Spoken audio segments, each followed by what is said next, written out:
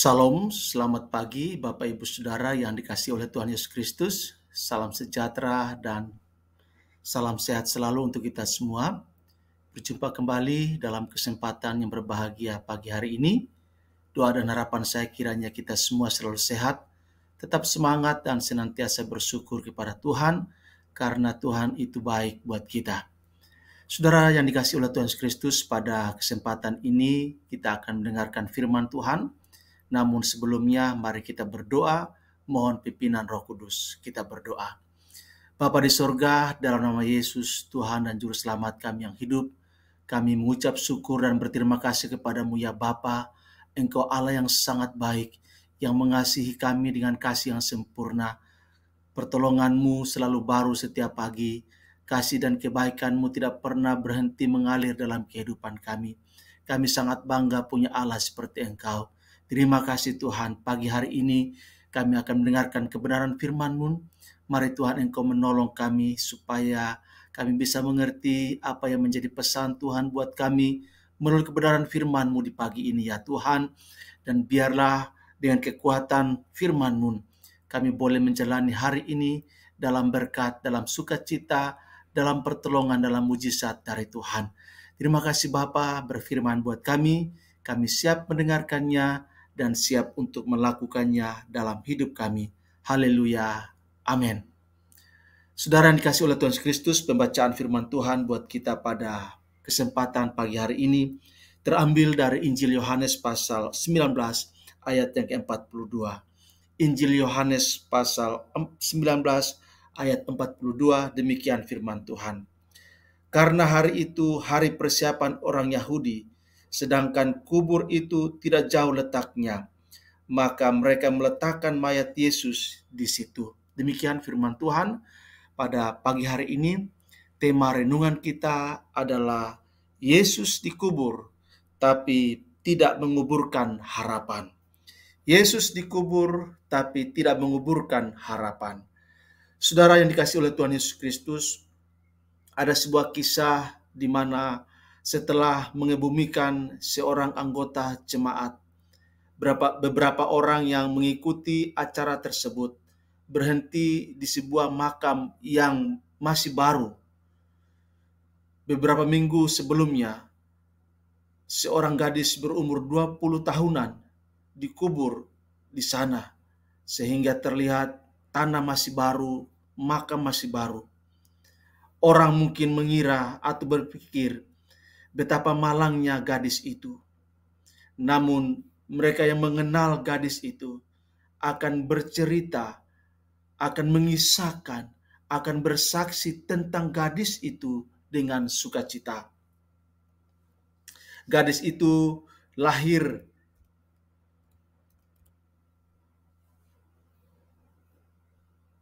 dalam keluarga non-Kristen. Ia sakit parah bertahun-tahun.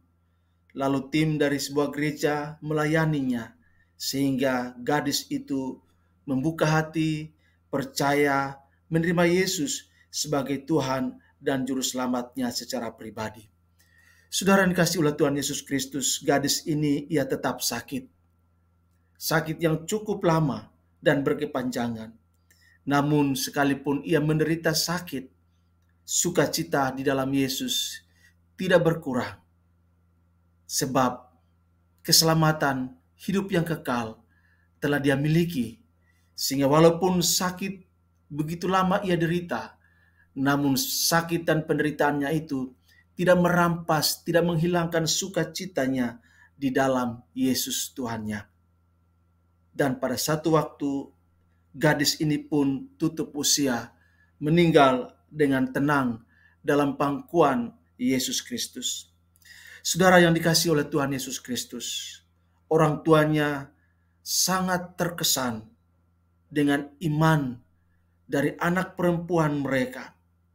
Sehingga karena kesaksian dari anak perempuan mereka yang imannya begitu luar biasa di dalam Yesus Kristus, sehingga beberapa waktu kemudian, beberapa minggu kemudian, orang tua dari gadis ini meminta kepada gereja agar di rumah mereka dibuka pos kebaktian. Keluarga ini rindu, haus dan lapar untuk belajar tentang kebenaran firman Tuhan, mau rindu untuk mengenal Allah lebih dalam lagi, karena mereka menyaksikan bagaimana anak mereka yang setelah meninggal itu selama menderita namun tetap bersyukur, namun tetap bersuka cita, sehingga kesaksian dari anak gadis mereka ini memberi mereka motivasi untuk mengenal Allah yang dipercayai oleh anak kekasih mereka, Yesus yang diimani oleh anak kekasih mereka. Mereka juga rindu supaya mereka mengenal lebih lagi. Itu sebabnya keluarga ini meminta supaya gereja membuka pelayanan di tempat mereka dan rumah mereka dijadikan lokus untuk ibadah keluarga itu dijalankan. Saudara yang dikasihi oleh Tuhan Yesus Kristus, ketika Yesus wafat, meninggal, pada saat itu ada Yusuf dari Arimatea dan Nikodemus, murid seorang imam besar yang percaya Yesus.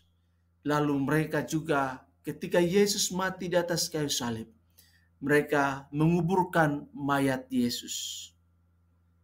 Murid-murid berpikir bahwa kisah tentang Yesus yang selama ini bersama dengan mereka. Para murid berpikir bahwa Yesus yang selama hidupnya melakukan tanda-tanda mujizat, perbuatan-perbuatan ajaib, yang lumpuh dibuatnya bisa berjalan, yang buta bisa melihat, yang bisu bisa bicara, yang tuli bisa mendengar, yang dirasuk setan dilepaskan, dimerdekakan, bahkan yang mati pun dibangkitkan. Namun ketika Yesus menghadapi jalan Via Dolorosa, di mata para murid, Yesus seakan-akan tak berdaya menghadapi aniaya, siksaan, sampai mati di atas kayu salib. Dan ini waktunya Nikodemus dan Arimatea menguburkan mayat Yesus, dan para murid menyaksikan peristiwa itu secara luar biasa. Para murid berpikir bahwa semua pengajaran dan sebuah mujizat keajaiban yang selama ini dikerjakan oleh Yesus, disaksikan oleh para murid, itu tinggal kenangan. Saudara yang dikasihi oleh Tuhan Yesus Kristus, kuburan itu seakan-akan mengubur semua harapan, menelan semua impian dari para murid. Para murid tidak menyadari, para murid tidak memahami bahwa Allah, Sang Pencipta langit dan bumi, sedang bekerja di balik semua peristiwa itu. Allah seperti tukang tenun yang telah menetapkan sebuah pola yang sempurna dan dikerjakan secara sempurna, melampaui akal, logika, dan pikiran manusia. Manusia memang selalu tidak dapat memahami, tidak dapat mengerti cara Allah bekerja dalam kehidupan mereka. Saudara yang dikasihi oleh Tuhan Yesus Kristus, bahkan ketika Allah seolah tidak berbuat apa-apa, ketika Yesus seolah-olah tidak berdaya, sesungguhnya Allah sedang bekerja.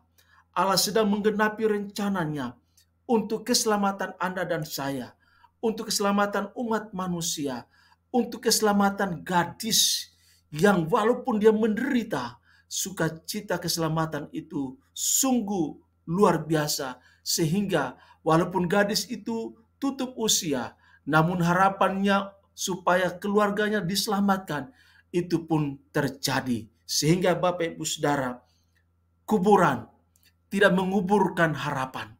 Yesus dikuburkan, namun harapan tidak ikut dikuburkan di sana. Saudara yang dikasihi oleh Tuhan Yesus Kristus, apakah saat ini Anda sedang merasa Allah berdiam diri dan tidak berbuat apa-apa dalam hidup saudara, walaupun sebenarnya Anda, saudara, sangat membutuhkan pertolongan Tuhan saat ini? Apakah Anda merasa segalanya telah berakhir dan tidak ada lagi pengharapan? Saya mau katakan di kesempatan ini, Tetaplah percaya kepada Tuhan Yesus Kristus dan belajarlah untuk mengerti rencana Allah di dalam Yesus Kristus, karena kita tahu bahwa Allah selalu merancangkan yang terbaik bagi hidup saudara. Karena itu, jangan pernah putus asa, jangan pernah menyerah, jangan bersungut-sungut kalau keadaanmu saat ini sedang tidak baik. Mungkin kesehatanmu sedang terganggu, mungkin sudah lama engkau berdoa untuk kesembuhanmu, dan sampai saat ini belum juga kunjung sembuh. Tetaplah bersuka cita, tetaplah percaya kepada Tuhan Yesus Kristus, sebab Dia pasti akan berkarya. Memang tidak terlalu cepat, Ia akan melakukan apa yang kita butuhkan, bahkan juga tidak terlalu lambat, tetapi selalu tepat pada waktunya. Karena Alkitab katakan, Allah berkarya indah pada waktunya. Tetaplah percaya, tetaplah berpengharapan, karena harapan kepada Tuhan Yesus Kristus tidak akan pernah dikecewakan. Harapan kepada Tuhan Yesus Kristus pasti menjadi kenyataan. Tuhan Yesus memberkati kita. Shalom.